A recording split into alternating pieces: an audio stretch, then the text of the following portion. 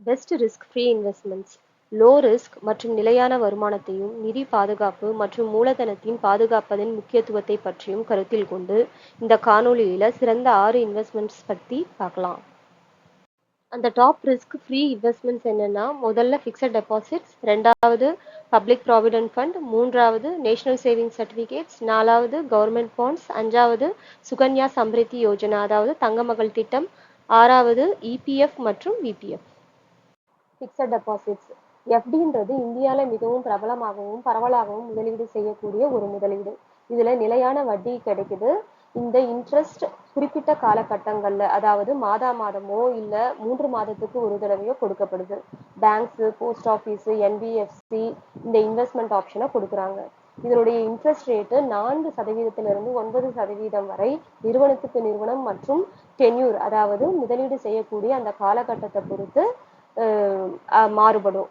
இதனுடைய tax impact பத்தி பாத்தீங்கன்னா, இன்ட்ரெஸ்ட் இதுல வர்ற இன்ட்ரெஸ்ட் வந்து இன்கம் ஃப்ரம் அதர் சோர்சஸ் அப்படின்ற ஹெட்டுக்கு கீழே இன்கம் டேக்ஸ் ஃபைல் பண்ணும்போது நம்ம பே பண்ற மாதிரி இருக்கும். இதனுடைய இன்ட்ரெஸ்ட் அந்த இண்டிவிஜுவலுடைய இன்கம் டேக்ஸ் ஸ்லாபை பொறுத்து நிர்ணயிக்கப்படும்.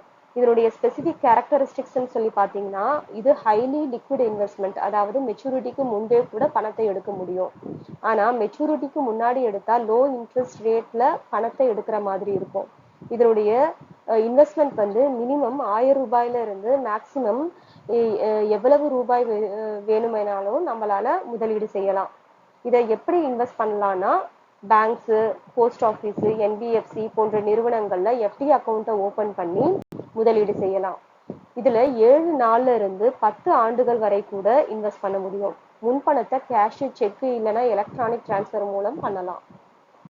பிபிஎஃப் இந்திய அரசாங்கத்தால் ஆதரிக்கப்பட்ட நீண்டகால சேமிப்பு திட்டம். இதுல கொடுக்கக்கூடிய வட்டி பிக்சட் இன்ட்ரெஸ்ட். இதனுடைய வட்டி 3 மாதங்களுக்கு ஒரு தடவை மதிப்பாய்வு செய்யப்படுது. தற்போது 7.1% வட்டி கொடுக்குறாங்க. இது வந்து ஒரு டாக்ஸ் சேவிங் இன்ஸ்ட்ருமெண்ட்னு சொல்லலாம். இதனுடைய டாக்ஸ் இம்பாக்ட்னு பார்த்தீங்கன்னா, இதுல முதலீடு செய்யற பணம் section 80C income tax file பண்ணும்போது மேக்சிமம் 1,50,000 rupees வரைக்கும் ஒரு வருஷத்துக்கு காட்ட முடியும்.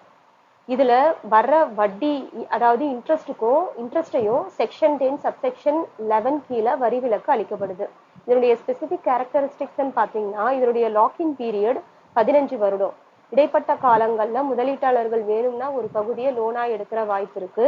ஆனா அதுக்கு ஒரு சில விதிமுறைகள் உண்டு. அந்த விதிமுறைகளுக்கு உட்பட்டு இதை நம்ம லோனா எடுக்கலாம். மினிமமா 500 ரூபாயில இருந்து 1,50,000 rupees வரைக்கும் ஒரு வருஷத்துக்கு நம்ம இந்த இன்வெஸ்ட்மெண்ட் ஆப்ஷன் மூலமா முதலீடு செய்ய முடியும். இதுல எப்படி இன்வெஸ்ட்மெண்ட் பண்ணலாம் அப்படின்னு சொன்னா, நியமிக்கப்பட்ட பேங்க், போஸ்ட் ஆஃபீஸ் இல்லைன்னா ஆத்தரைஸ்டு ஏஜென்சி மூலியமாக இந்த பிபிஎஃப் அக்கௌண்ட்டை ஓபன் பண்ணி முதலீடு செய்ய முடியும். நேஷனல் சேவிங்ஸ் சர்டிஃபிகேட்ஸ் அரசாங்கத்தால வழங்கப்படக்கூடிய ஒரு டெட் இன்ஸ்ட்ருமெண்ட். இதுல கொடுக்கக்கூடிய இன்ட்ரெஸ்ட் பிக்சட் இன்ட்ரெஸ்ட். வட்டியானது அரையாண்டுக்கு ஒரு முறை கொடுக்கப்பட்டு மெச்சூரிட்டி பீரியட்ல முழு தொகையும் வழங்கப்படுது. தற்போது இதுல 7.7% வட்டி கொடுக்குறாங்க. இதனுடைய டாக்ஸ் இம்பாக்ட் பாத்தீங்கன்னா, இதுல கொடுக்குற interest income from other sources கீழே இன்கம் டாக்ஸ் ஃபைல் பண்ணும்போது பே பண்ற மாதிரி இருக்கும். இதுல முதலீடு செய்யப்படுற அந்த தொகை செக்ஷன் 80C கீழே டாக்ஸ் ரிடக்ஷனுக்கு காமிக்க முடியும். இதனுடைய ஸ்பெசிபிக் கேரக்டரிஸ்டிக்ஸ்ன்னு சொல்லி பாத்தீங்கன்னா, இதுல 5 years வரைக்கும் லாக்இன் பீரியட் இருக்கு. மினிமம் 1000 ரூபாயில இருந்து மேக்சிமம் எந்த அளவுக்கு வேண்டுமானாலும் இதுல முதலீடு செய்யலாம். இதை எப்படி இன்வெஸ்ட் பண்ணலாம்னு சொன்னா, post office R authorised agency மூலியமாக இதை வாங்க முடியும். இதுல கொடுக்குற என்எஸ்சி சர்டிபிகேட்டை வாங்கி பாதுகாப்பாக வைக்கிறது அவசியம்.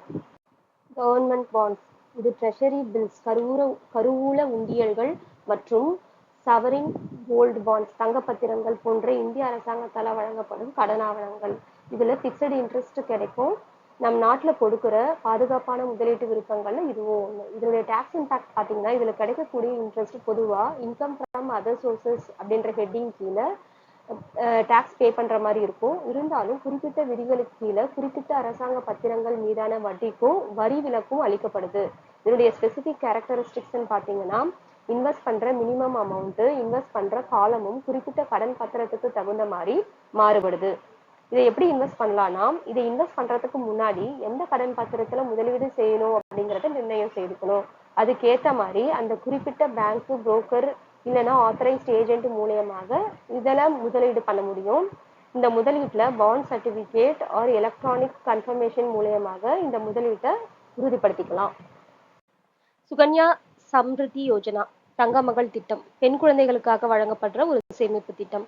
இதுல 8.2% வரைக்கும் ஒரு வருஷத்துக்கு வட்டி கொடுக்குறாங்க. இதனுடைய டாக்ஸ் இம்பாக்ட்னு பார்த்தீங்கன்னா இதுல முதலீடு செய்யப்படுற தொகை செக்ஷன் 80C கீழே டிடக்ஷன்ல காமிக்கலாம். இதுல வர்ற வட்டியையும் செக்ஷன் 10 சப்செக்ஷன் 11 கீழே வரி விலக்கு செய்யப்படுது. இதனுடைய ஸ்பெசிபிக் கேரக்டரிஸ்டிக்ஸ்னா மினிமம் 250 ரூபாயில இருந்து மேக்ஸிமம் 1,50,000 வரைக்கும் ஒரு வருஷத்துக்கு இன்வெஸ்ட் பண்ண முடியும். பெண் குழந்தையுடைய பேரண்ட்ஸ் இல்லைன்னா கார்டியன்ஸ் தான் இதுல முதலீடு செய்ய முடியும். இதனுடைய முதலீட்டு காலமும் வித்ட்ராவல் கண்டிஷன்ஸும் நிபந்தனைக்குட்பட்டு கண்டிப்பானது. இதுல எப்படி இன்வெஸ்ட் பண்ணலாம்னா பேங்க்ஸ், போஸ்ட் ஆஃபீஸ் இல்லைன்னா ஆத்தரைஸ்ட் ஏஜென்ட் மூலியமாக இந்த அக்கௌண்ட் ஓபன் பண்ணி முதலீடு செய்ய முடியும். முதல் பணத்தை கட்டிய பிறகு வருடம் நிலுவை தேதிக்கு அதாவது டியூ டேட்டுக்கு முன்னாலே பணம் முதலீடு செய்யணும். Employee provident fund and voluntary provident fund. EPF என்றது இந்தியாவில் சேலரிடு எம்ப்ளாயிஸுக்கு கொடுக்கக்கூடிய கட்டாய ரிட்டையர்மெண்ட் சேவிங் ஸ்கீம். பிபிஎஃப் என்பது தன்னார்வ சேமிப்பு திட்டம். இது எம்ப்ளாயீஸ் இபிஎஃப் கான்ட்ரிபியூஷனை விட அதிகமாக சேமிக்கணும்னு நினைச்சா இதுல முதலீடு செய்யலாம். ரெண்டுத்துலையுமே ஃபிக்ஸட் இன்ட்ரெஸ்டா 8.25% வரைக்கும் ஒரு வருஷத்துக்கு வட்டி கிடைக்குது. இதனுடைய டாக்ஸ் இம்பாக்ட்னு பார்த்தீங்கன்னா முதலீடு செய்யற அந்த தொகை செக்ஷன் 80C கீழே டிடக்ஷன்ல காமிக்க முடியும். இதுல வழங்கப்படுற இன்ட்ரெஸ்டையும் செக்ஷன் 10 சப்செக்ஷன் 12 கீழே வரி விலக்கு அளிக்கப்படுது. இதனுடைய ஸ்பெசிபிக் கேரக்டரிஸ்டிக்ஸ்ன்னு பார்த்தீங்கன்னா குறிப்பிட்ட சூழ்நிலைகள் மற்றும் ரிட்டையர்மெண்ட் போன்ற காலகட்டங்கள்ல தான் இந்த தொகையை எடுக்க முடியும். இந்த தொகை எப்படி இன்வெஸ்ட் செய்யப்படுதுன்னா நிறுவனங்கள்ல எம்ப்ளாயர்ஸ் ஆட்டோமேட்டிக்கா இபிஎஃப் ஸ்கீமை சேர்த்துடுவாங்க. விருப்பப்பட்ட எம்ப்ளாயீஸ் பிபிஎஃப் அதாவது வாலண்டரி ப்ராவிடென்ட் ஃபண்ட்ல சேருவதற்கு எம்ப்ளாயர்ஸ் கிட்ட விருப்பம் தெரிவித்து அந்த இன்வெஸ்ட்மெண்ட் ஸ்கீம்ல முதலீடு செய்யலாம். மாதம் வருமானத்திலிருந்து இந்த தொகை அந்த எம்ப்ளாயர்ஸுடைய வருமானத்துல எடுக்கப்பட்டு அந்தந்த இபிஎஃப் விபிஎஃப் அக்கௌண்ட்டுக்கு முதலீடு செய்யப்படுது. இபிஎஃப் விபிஎஃப் அக்கௌண்ட் ஸ்டேட்மெண்ட் மூலியமாக நம்முடைய அசல் மற்றும் வட்டி தொகையை நம்மளால ட்ராக் பண்ண முடியும். இந்த இன்வெஸ்ட்மெண்ட்ஸ்க்குரிய முக்கிய குறிப்புகள்னு சொல்லணும்னா ஆர்பிஐ மற்றும் மினிஸ்ட்ரி ஆஃப் ஃபினான்ஸ் அதாவது நிதி அமைச்சகம் இதுல கொடுக்கிற வட்டியை குறிப்பிட்ட காலகட்டங்கள்ல மதிப்பாய்வு செய்து மாற்றம் கொண்டு வருவதற்கும் இதை சார்ந்த வரி தாக்கல்கள் இன்கம் டேக்ஸ் ஆக்டை பொறுத்து மாறுபடுவதற்கும் வாய்ப்பு இருக்குது. இந்த இன்வெஸ்ட்மெண்ட்ஸ்க்குரிய முக்கிய பரிந்துரைகள் short term savings and liquid funds போன்ற இன்வெஸ்ட்மெண்ட் தேவைகளுக்கு FD, post office saving schemes, government bonds போன்றவற்றிலும் நீண்ட காலத்துக்கு செல்வத்தை பெருக்கவோ அல்லது இன்வெஸ்ட்மெண்ட் பிளானிங்காக ரிட்டையர்மெண்ட் பிளானிங்காக பிபிஎஃப், இபிஎஃப் மற்றும் விபிஎஃப் போன்றவற்றிலும் முதலீடு செய்வதன் மூலம் டாக்ஸ் பெனிஃபிட்ஸையும் அனுபவிக்க முடியும். பெண் குழந்தையுடைய குறிப்பிட்ட குறிக்கோள்களின் அடிப்படையில தங்க மகள் திட்டத்தை தேர்ந்தெடுக்கலாம். முதலீட்டை டைவர்சிஃபை பண்ணி ரிஸ்க் ஃப்ரீ இன்வெஸ்ட்மெண்ட்டை கருத்தில் கொண்டு அந்தந்த இண்டிவிஜுவலுடைய ஃபினான்ஷியல் ஆப்ஜெக்டிவ், ரிஸ்க் டாலரன்ஸ் மற்றும் முதலீட்டு எல்லைகளை கருத்தில் கொண்டும் ஒன்றுக்கு மேற்பட்ட இன்வெஸ்ட்மெண்ட் ஆப்ஷன்ஸ்லையும் முதலீடு செய்யலாம். முக்கிய தலைப்பில் அடுத்த காணொலியில் சந்திக்கும் வரை உங்கள் பேராதரவை எதிர்பார்க்கும் உங்கள் முதலீட்டு பார்வை. இந்த வீடியோ பிடிச்சிருந்தா லைக் பண்ணுங்க, கமெண்ட் பண்ணுங்க, சப்ஸ்கிரைப் பண்ணுங்க. நன்றி.